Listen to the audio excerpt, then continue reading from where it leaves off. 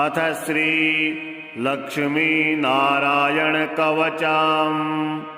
श्री भैरव उवाच अधुना देवी वक्ष्यामि लक्ष्मी नारायणस्य ते कवचं मंत्रगर्भं च वज्रपञ्जरकाख्यया।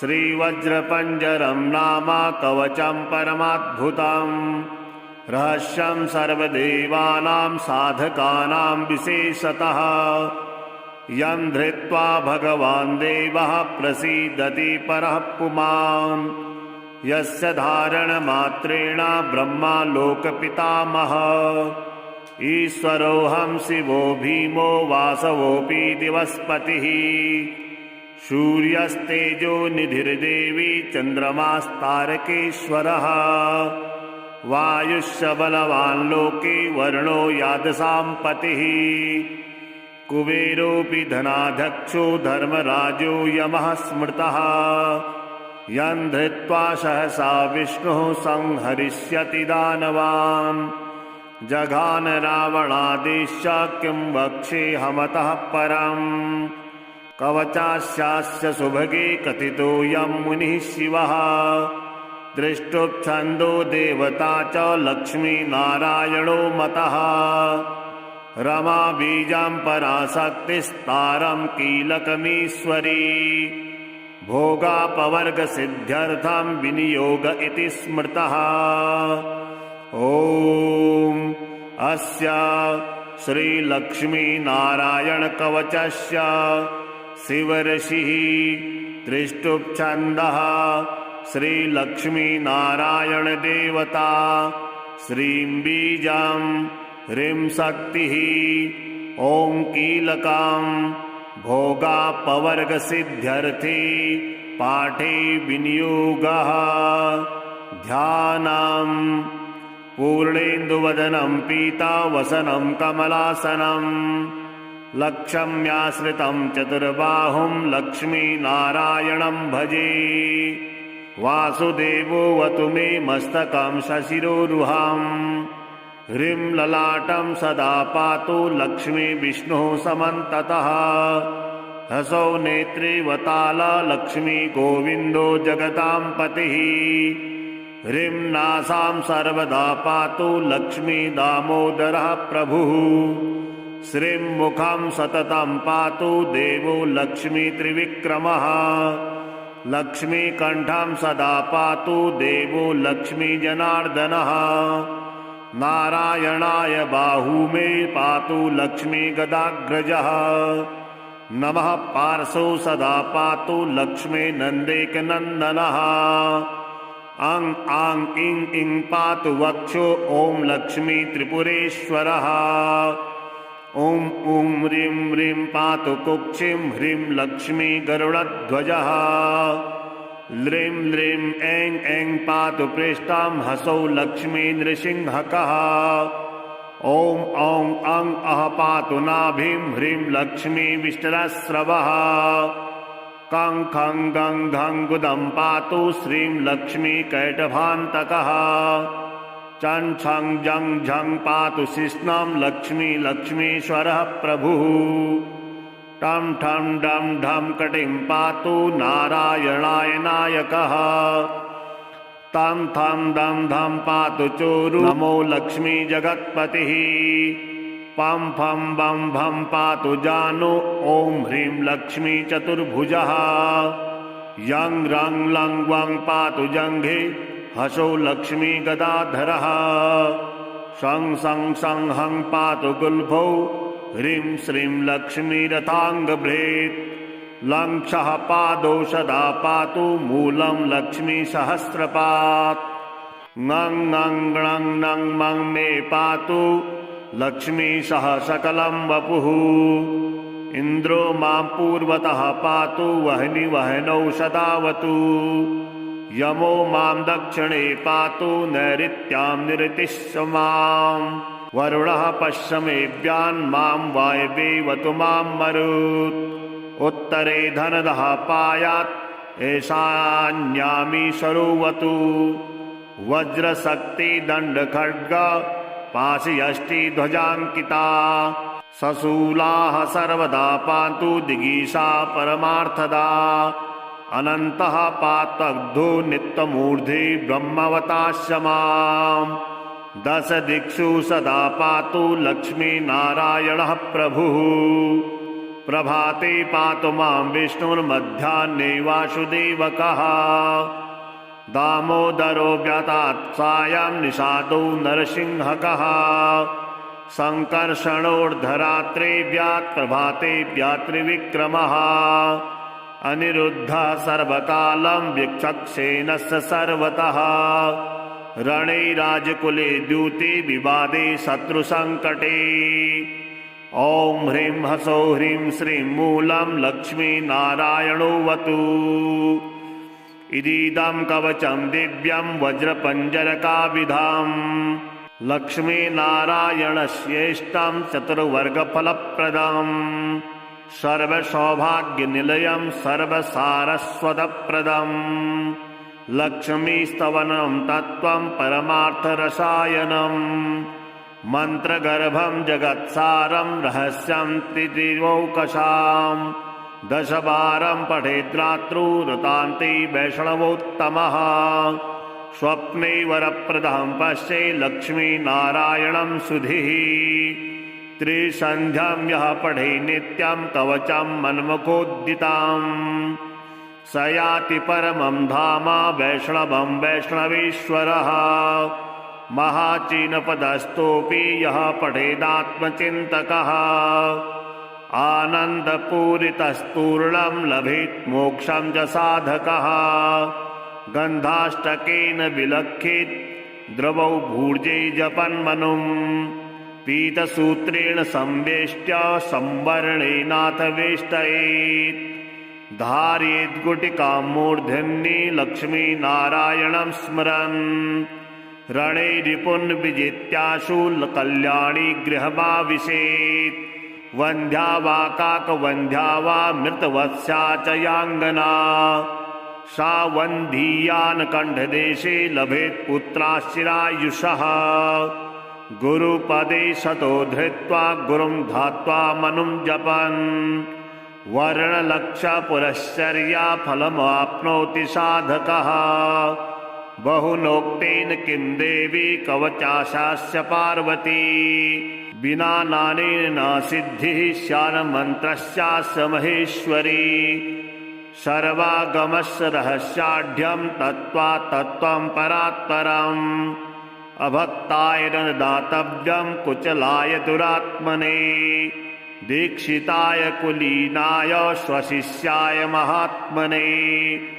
महाचीनपदस्थाय दातव्यं कवचोत्तमम् गुह्यं गोप्यं महादेवी लक्ष्मीनारायणप्रियम् वज्रपञ्जरकं वर्म गोपनीयं स्वयोनिवत् श्रीभैरव उवाच अधुना देवी वक्ष्यामि लक्ष्मीनारायणस्य ते कवचं मन्त्रगर्भं च वज्रपञ्जरकाख्यया श्रीवज्रपञ्जरं नाम कवचं परमाद्भुतं रहस्यं सर्वदेवानां साधकानां विशेषतः यं धृत्वा भगवान् देवः प्रसीदति परः पुमान् यस्य धारणमात्रेण ब्रह्मा लोकपितामहः ईश्वरोऽहं शिवो भीमो वासवोऽपि दिवस्पतिः सूर्यस्तेजो निधिर्देवी चन्द्रमास्तारकेश्वरः वायुश्च बलवान् लोके वर्णो यादसां पतिः कुबेरोऽपि धनाध्यक्षो धर्मराजो यमः स्मृतः यं धृत्वा सहसा विष्णुः संहरिष्यति दानवान् जघान रावणादेश्य किं वक्ष्येऽहमतः परम् कवचास्यास्य सुभगे कथितोऽयं मुनिः शिवः दृष्टुप्छन्दो देवता च लक्ष्मीनारायणो मतः रमा बीजां पराशक्तिस्तारं कीलकमीश्वरी भोगापवर्गसिद्ध्यर्थं विनियोग इति स्मृतः ॐ अस्य श्रीलक्ष्मीनारायणकवचस्य शिवऋषिः त्रिष्टुप्छन्दः श्रीलक्ष्मीनारायणदेवता श्रीं बीजं ह्रीं शक्तिः ॐ कीलकां भोगापवर्गसिद्ध्यर्थे पाठे विनियोगः ध्यानं पूर्णेन्दुवदनं पीतावसनं कमलासनं लक्ष्म्याश्रितं चतुर्बाहुं लक्ष्मीनारायणं भजे वासुदेवोऽवतु मे मस्तकं शशिरोरुहां ह्रीं ललाटं सदा पातु लक्ष्मी विष्णुः समन्ततः हसौ नेत्रे वताला लक्ष्मी गोविन्दो जगतां पतिः ह्रीं नासां सर्वदा पातु लक्ष्मी दामोदरः प्रभुः श्रीं मुखं सततं पातु देवो लक्ष्मी त्रिविक्रमः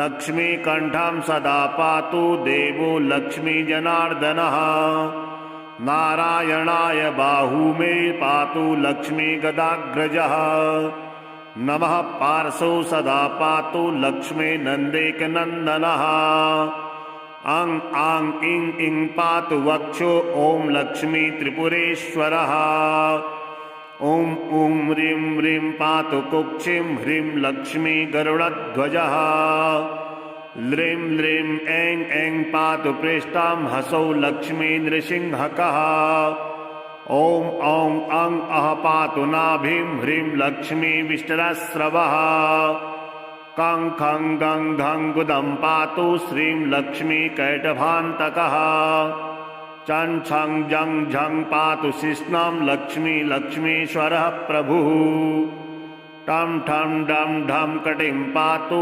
नारायणाय नायकः तं थं दं धं पातु चोरु नमो लक्ष्मी जगत्पतिः पं फं बं भं पातु जानु ॐ ह्रीं लक्ष्मी चतुर्भुजः यं रं लं वं पातु जङ्घे हसौ लक्ष्मी गदाधरः शं सं सं हं पातु गुल्फौ ह्रीं श्रीं लक्ष्मी रथाङ्गभृत् लं क्षः पादौ सदा पातु मूलं लक्ष्मी सहस्रपात् ङं ङं ङं नं मं मे पातु लक्ष्मी सह सकलं वपुः इन्द्रो मां पूर्वतः पातु वह्नि वह्नौ सदावतु यमो मां दक्षिणे पातु नैऋत्यां निरतिश्च मां वरुणः पश्चिमेऽव्यान् मां वायव्येवतु मां मरुत् उत्तरे धनदः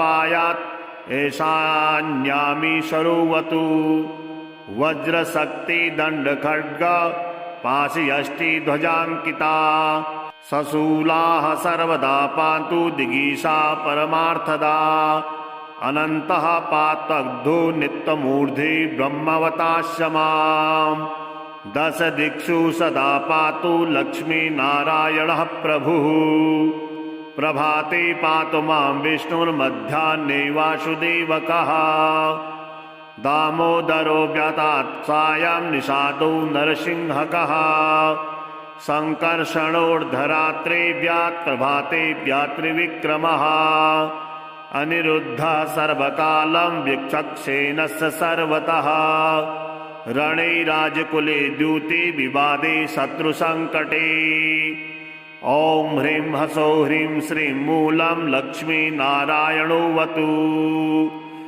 इदीदं कवचं दिव्यं वज्रपञ्जरकाविधाम् लक्ष्मीनारायणस्येष्टं चतुर्वर्गफलप्रदम् सर्वसौभाग्यनिलयं सर्वसारस्वतप्रदम् लक्ष्मीस्तवनं तत्त्वं परमार्थरसायनम् मन्त्रगर्भं जगत्सारं रहस्यं त्रिदिवौकशाम् दशवारं पठेद्रात्रौ रतान्ते वैष्णवोत्तमः स्वप्ने वरप्रदं पश्ये लक्ष्मीनारायणं सुधिः त्रिसन्ध्यां यः पठे नित्यं कवचं मन्मखोद्दिताम् स याति परमं धाम वैष्णवं वैष्णवेश्वरः महाचीनपदस्थोऽपि यः पठेदात्मचिन्तकः आनन्दपूरितस्तूर्णं लभेत् मोक्षं च साधकः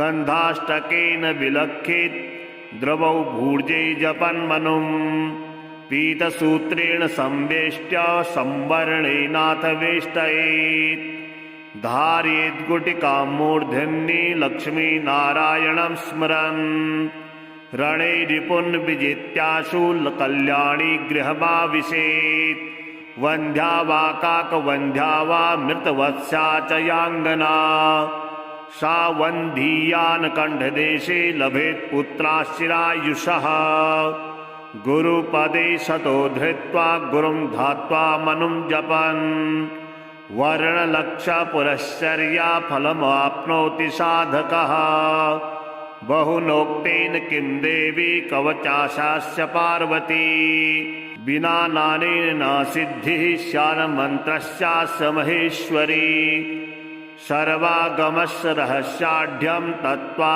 तत्त्वं परात्परम् अभक्ताय न दातव्यं कुचलाय दुरात्मने दीक्षिताय कुलीनाय स्वशिष्याय महात्मने महाचीनपदस्थाय दातव्यं कवचोत्तमम् गुह्यं गोप्यं महादेवी लक्ष्मीनारायणप्रियम् वज्रपञ्जरकं वर्म गोपनीयं स्वयोनिवत् श्रीभैरवोवाच अधुना देवी वक्ष्यामि लक्ष्मीनारायणस्य ते कवचं मन्त्रगर्भं च वज्रपञ्जरकाख्यया श्रीवज्रपञ्जरं नाम कवचं परमाद्भुतम् रहस्यं सर्वदेवानां साधकानां विशेषतः यं धृत्वा भगवान् देवः प्रसीदति परः पुमान् यस्य धारणमात्रेण ब्रह्मा लोकपितामहः ईश्वरोऽहं शिवो भीमो वासवोऽपि दिवस्पतिः सूर्यस्तेजो निधिर्देवी चन्द्रमास्तारकेश्वरः वायुश्च बलवान् लोके वर्णो यादसां पतिः कुबेरोऽपि धनाध्यक्षो धर्मराजो यमः स्मृतः यं धृत्वा सहसा विष्णुः संहरिष्यति दानवान् जघान रावणादेश्य किं वक्ष्येऽहमतः परम् कवचास्यास्य सुभगे कथितोऽयं मुनिः शिवः दृष्टुप्छन्दो देवता च लक्ष्मीनारायणो मतः रमा बीजां पराशक्तिस्तारं कीलकमीश्वरी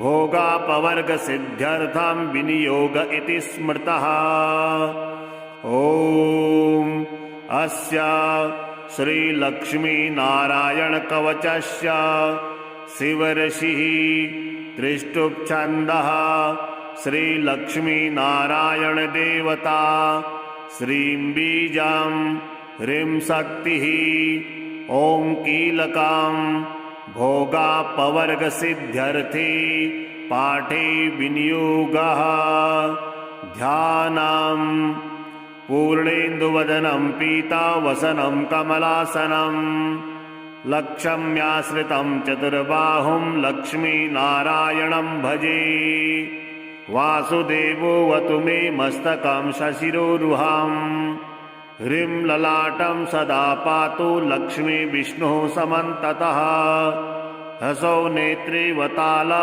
लक्ष्मी गोविन्दो जगतां पतिः ह्रीं नासां सर्वदा पातु लक्ष्मी दामोदरः प्रभुः श्रीं मुखं सततं पातु देवो लक्ष्मी त्रिविक्रमः लक्ष्मीकण्ठं सदा पातु देवो लक्ष्मी जनार्दनः नारायणाय बाहू मे पातु लक्ष्मी गदाग्रजः नमः पार्श्वौ सदा पातु लक्ष्मी नन्देकनन्दनः अं आं इं इं पातु वक्षो ॐ लक्ष्मी त्रिपुरेश्वरः ॐ ॐ ह्रीं ह्रीं पातु कुक्षिं ह्रीं लक्ष्मी गरुडध्वजः ल्रीं ल्रीं ऐं ऐं पातु पृष्ठां हसौ लक्ष्मी नृसिंहकः। ॐ औं अं अः पातु नाभिं ह्रीं लक्ष्मी विष्टरस्रवः।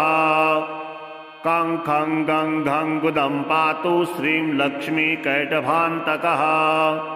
चं छं जं झं पातु शिश्नं लक्ष्मी लक्ष्मीश्वरः प्रभुः। टं ठं डं ढं कटिं पातु नारायणाय नायकः। तं थं दं धं पातु चोरु नमो लक्ष्मी जगत्पतिः। पं फं बं भं पातु जानु ॐ ह्रीं लक्ष्मी चतुर्भुजः। यं रं लं वं पातु जङ्घे हसौ लक्ष्मी गदाधरः।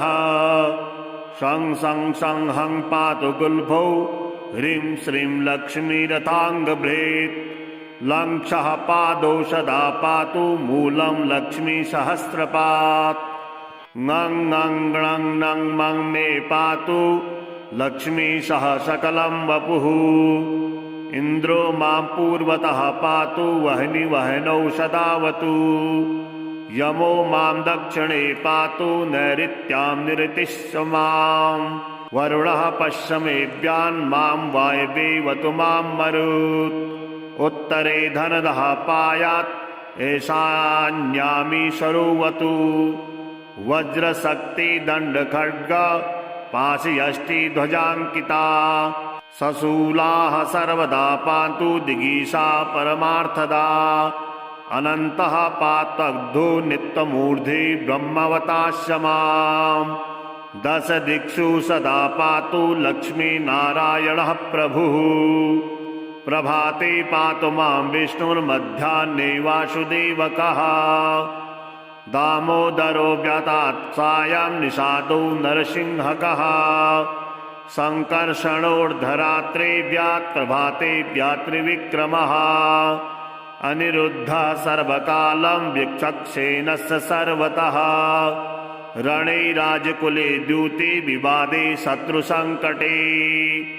ॐ ह्रीं हसौ ह्रीं श्रीं मूलं लक्ष्मीनारायणोऽवतु। इदीदं कवचं दिव्यं वज्रपञ्जरकाविधाम्। लक्ष्मीनारायणस्येष्टं चतुर्वर्गफलप्रदम्। सर्वसौभाग्यनिलयं सर्वसारस्वतप्रदम्। लक्ष्मीस्तवनं तत्त्वं परमार्थरसायनम्। मन्त्रगर्भं जगत्सारं रहस्यं त्रिदिवौकसाम्। दशवारं पठेद्रात्रौ रतान्ते वैष्णवोत्तमः। स्वप्ने वरप्रदं पश्ये लक्ष्मीनारायणं सुधीः। त्रिसन्ध्यां यः पठे नित्यं कवचं मन्मुखोद्दिताम्। स याति परमं धाम वैष्णवं वैष्णवेश्वरः। महाचीनपदस्थोऽपि यः पठेदात्मचिन्तकः। आनन्दपूरितस्तूर्णं लभेत् मोक्षं च साधकः। गन्धाष्टकेन विलक्षेत् द्रवौ भूर्जे जपन्मनुम्। पीतसूत्रेण संवेष्ट्य संवर्णेनाथ वेष्टयेत्। धारयेद्गुटिकां मूर्धन्ये लक्ष्मीनारायणं स्मरन्। रणे रिपुन् विजित्याशु कल्याणी गृहमाविशेत्।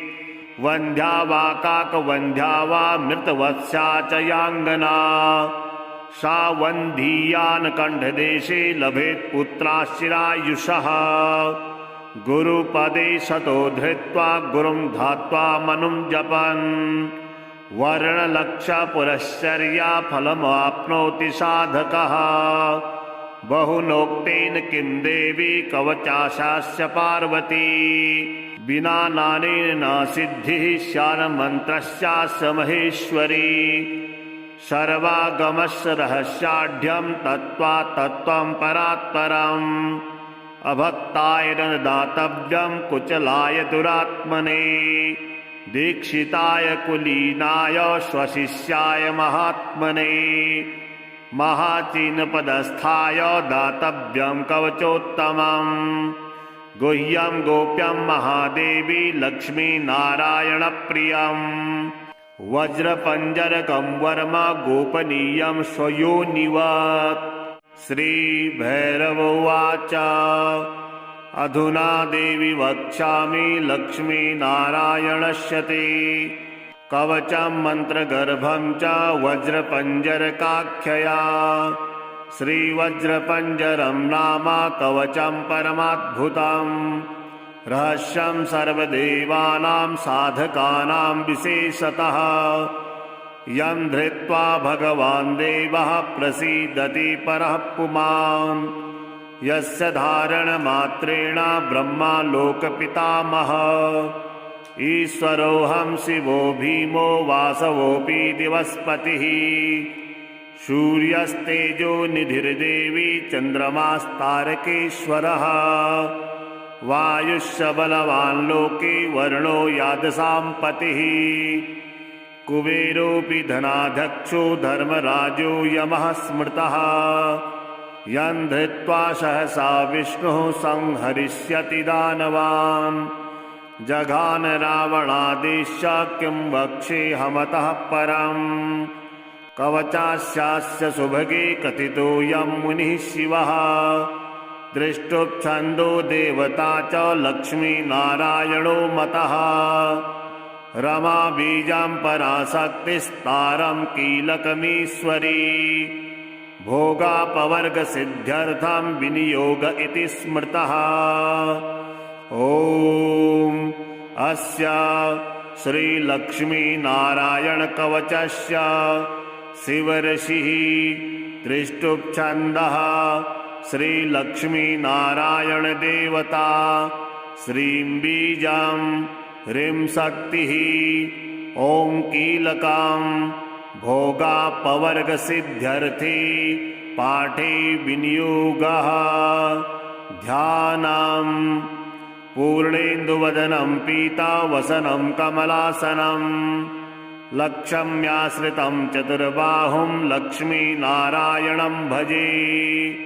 वासुदेवोऽवतु मे मस्तकं शशिरोरुहं ह्रीं ललाटं सदा पातु लक्ष्मी विष्णुः समन्ततः हसौ नेत्रे वताला लक्ष्मी गोविन्दो जगतां पतिः ह्रीं नासां सर्वदा पातु लक्ष्मी दामोदरः प्रभुः श्रीं मुखं सततं पातु देवो लक्ष्मी त्रिविक्रमः लक्ष्मीकण्ठं सदा पातु देवो लक्ष्मी जनार्दनः नारायणाय बाहू मे पातु लक्ष्मी गदाग्रजः नमः पार्श्वौ सदा पातु लक्ष्मी नन्देकनन्दनः अं आं इं इं पातु वक्षो ॐ लक्ष्मी त्रिपुरेश्वरः ॐ ॐ ह्रीं ह्रीं पातु कुक्षिं ह्रीं लक्ष्मी गरुडध्वजः ल्रीं ल्रीं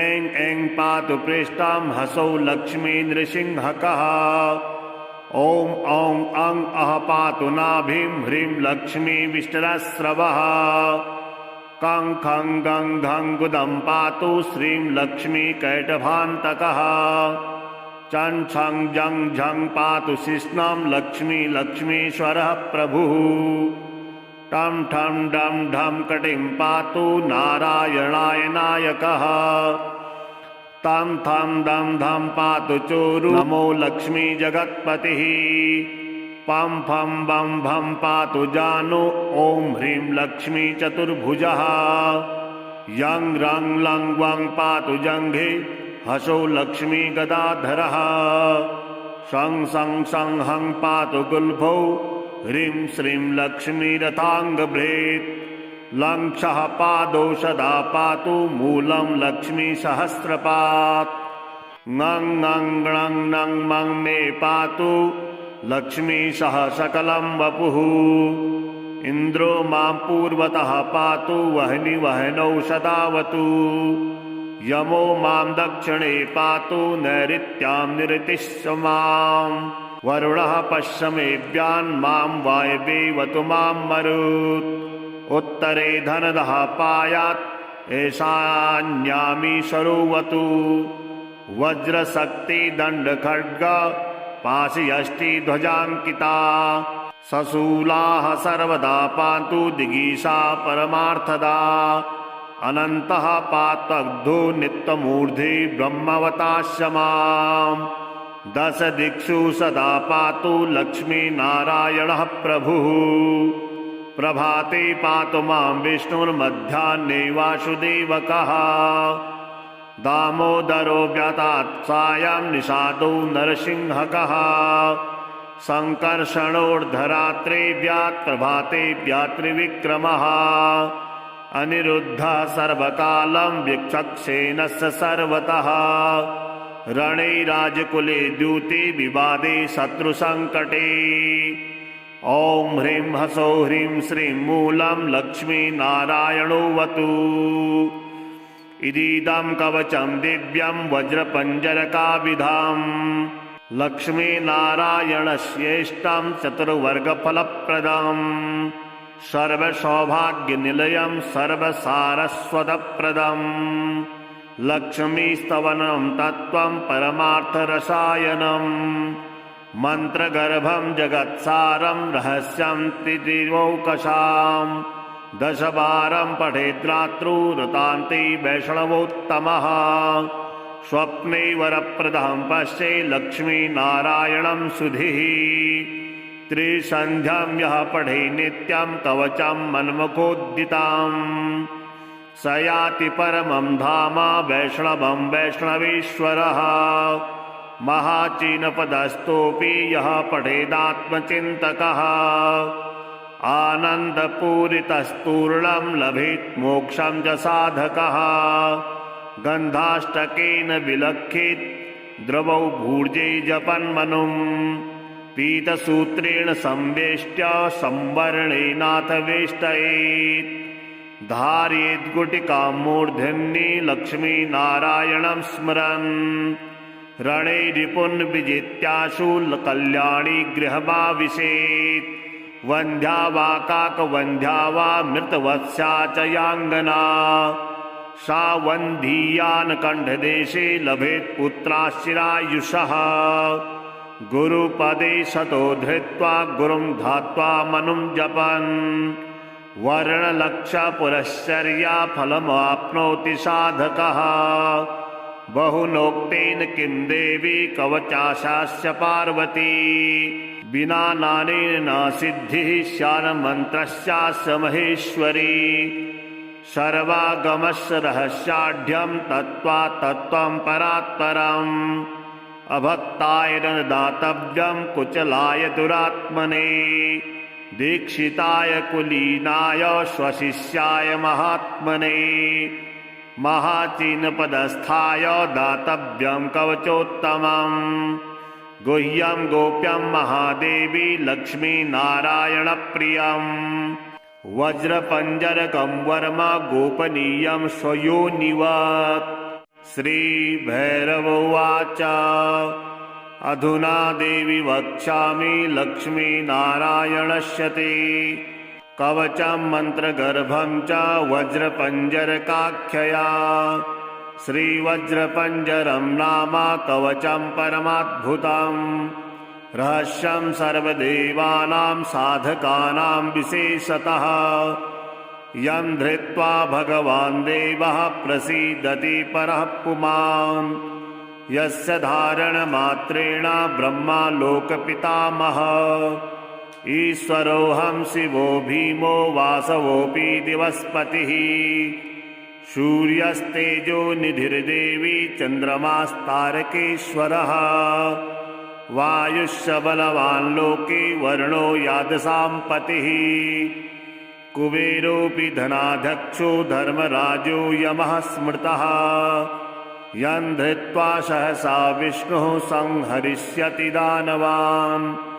जघान रावणादेश्य किं वक्ष्येऽहमतः परम् कवचास्यास्य सुभगे कथितोऽयं मुनिः शिवः दृष्टुप्छन्दो देवता च लक्ष्मीनारायणो मतः रमा बीजां पराशक्तिस्तारं कीलकमीश्वरी भोगापवर्गसिद्ध्यर्थं विनियोग इति स्मृतः ॐ अस्य श्रीलक्ष्मीनारायणकवचस्य शिवऋषिः त्रिष्टुप्छन्दः श्रीलक्ष्मीनारायणदेवता श्रीं बीजं ह्रीं शक्तिः ॐ कीलकां भोगापवर्गसिद्ध्यर्थे पाठे विनियोगः ध्यानं पूर्णेन्दुवदनं पीतावसनं कमलासनं लक्ष्म्याश्रितं चतुर्बाहुं लक्ष्मीनारायणं भजे वासुदेवोऽवतु मे मस्तकं शशिरोरुहां ह्रीं ललाटं सदा पातु लक्ष्मी विष्णुः समन्ततः हसौ नेत्रे वताला लक्ष्मी गोविन्दो जगतां पतिः ह्रीं नासां सर्वदा पातु लक्ष्मी दामोदरः प्रभुः श्रीं मुखं सततं पातु देवो लक्ष्मी त्रिविक्रमः लक्ष्मीकण्ठं सदा पातु देवो लक्ष्मी जनार्दनः नारायणाय बाहू मे पातु लक्ष्मी गदाग्रजः नमः पार्श्वौ सदा पातु लक्ष्मी नन्देकनन्दनः अं आं इं इं पातु वक्षो ॐ लक्ष्मी त्रिपुरेश्वरः ॐ ॐ ह्रीं ह्रीं पातु कुक्षिं ह्रीं लक्ष्मी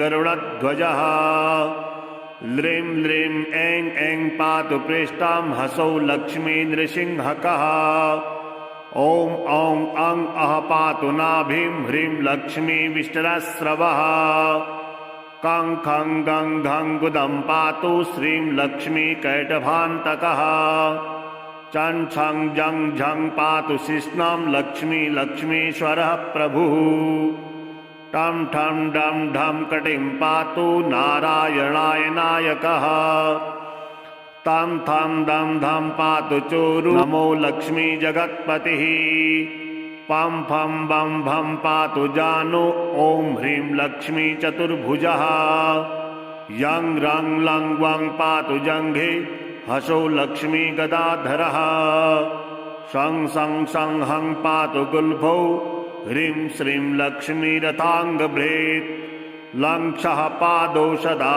पातु मूलं लक्ष्मी सहस्रपात् ङं ङं ङं नं मं मे पातु लक्ष्मी सह सकलं वपुः इन्द्रो मां पूर्वतः पातु वह्नि वह्नौ सदावतु यमो मां दक्षिणे पातु नैऋत्यां निरतिश्च मां वरुणः पश्चिमेभ्यां मां वायव्येवतु मां मरुत् उत्तरे धनदः पायात् ईशान्यामी सरोवतु वज्रशक्ति दण्डखड्ग पाशयष्टि ध्वजाङ्किता सशूलाः सर्वदा पान्तु दिगीषा परमार्थदा अनन्तः पात्वग्धो नित्यमूर्धे ब्रह्मवतास्य मां दश दिक्षु सदा पातु लक्ष्मीनारायणः प्रभुः प्रभाते पातु मां विष्णुर्मध्याह्ने वासुदेवकः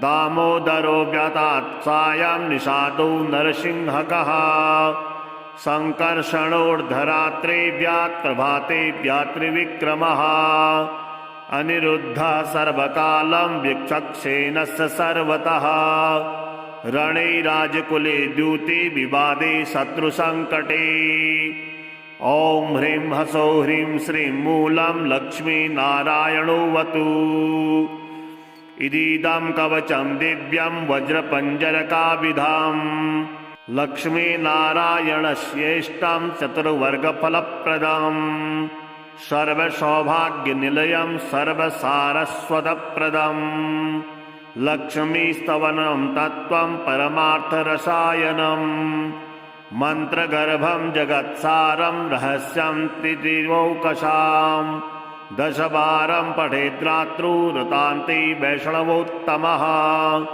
स्वप्ने वरप्रदं पश्ये लक्ष्मीनारायणं सुधिः त्रिसन्ध्यां यः पठे नित्यं कवचं मन्मुखोद्दिताम् स याति परमं धाम वैष्णवं वैष्णवेश्वरः महाचीनपदस्थोऽपि यः पठेदात्मचिन्तकः आनन्दपूरितस्तूर्णं लभेत् मोक्षं च साधकः गन्धाष्टकेन विलक्षेत् द्रवौ भूर्जे जपन्मनुं पीतसूत्रेण संवेष्ट्य संवर्णेनाथ वेष्टयेत् धारयेद्गुटिकां मूर्धन्ये लक्ष्मीनारायणं स्मरन् रणे रिपुन् विजित्याशु कल्याणी गृहमाविशेत् वन्ध्या वा काकवन्ध्या वा मृतवत्स्या च याङ्गना सा वन्धीयान् कण्ठदेशे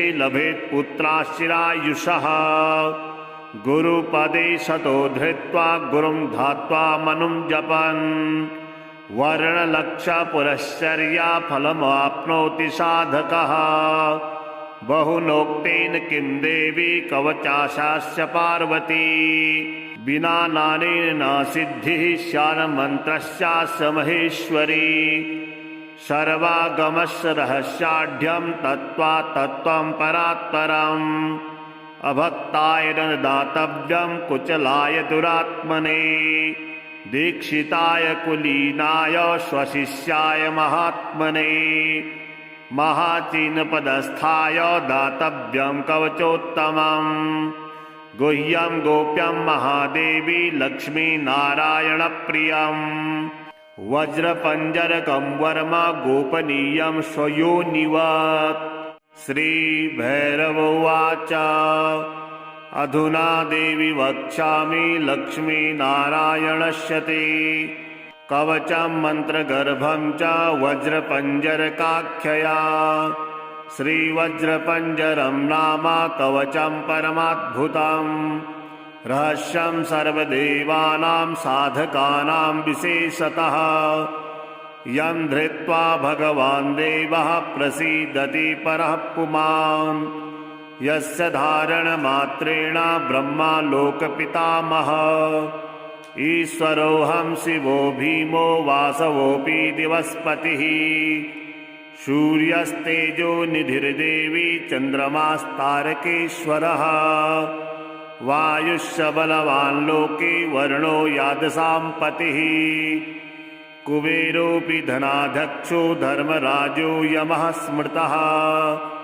यं धृत्वा सहसा विष्णुः संहरिष्यति दानवान् जघान रावणादेश्य किं वक्ष्येऽहमतः परम् कवचास्यास्य सुभगे कथितोऽयं मुनिः शिवः दृष्टुप्छन्दो देवता च लक्ष्मीनारायणो मतः रमा बीजां पराशक्तिस्तारं कीलकमीश्वरी भोगापवर्गसिद्ध्यर्थं विनियोग इति स्मृतः ॐ अस्य श्रीलक्ष्मीनारायणकवचस्य शिवऋषिः दृष्टुप्छन्दः श्रीलक्ष्मीनारायणदेवता श्रीं बीजां ह्रीं शक्तिः ॐ कीलकां भोगापवर्गसिद्ध्यर्थे पाठे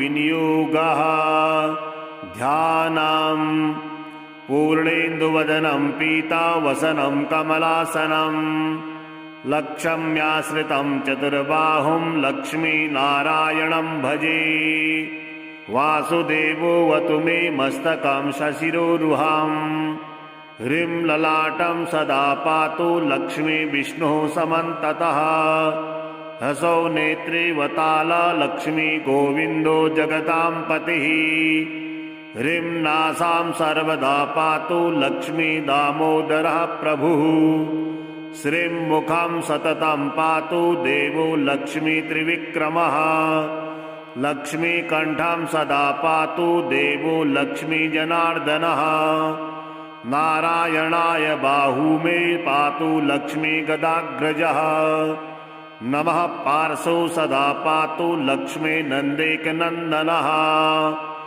आं आं इं इं पातु वक्षो ॐ लक्ष्मी त्रिपुरेश्वरः ॐ ॐ ह्रीं ह्रीं पातु कुक्षिं ह्रीं लक्ष्मी गरुडध्वजः ल्रीं ल्रीं ऐं ऐं पातु पृष्ठं हसौ लक्ष्मी नृसिंहकः। ॐ औं अं अः पातु नाभिं ह्रीं लक्ष्मी विष्टरस्रवः। कं खं गं घं गुदं पातु श्रीं लक्ष्मी कैटभान्तकः। चं छं जं झं पातु शिश्नं लक्ष्मी लक्ष्मीश्वरः प्रभुः। टं ठं डं ढं कटिं पातु नारायणाय नायकः।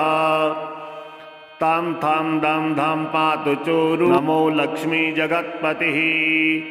पं फं बं भं पातु जानु ॐ ह्रीं लक्ष्मी चतुर्भुजः। यं रं लं वं पातु जङ्घे हसौ लक्ष्मी गदाधरः। शं सं सं हं पातु गुल्फौ ह्रीं श्रीं लक्ष्मी रथाङ्गभृत्।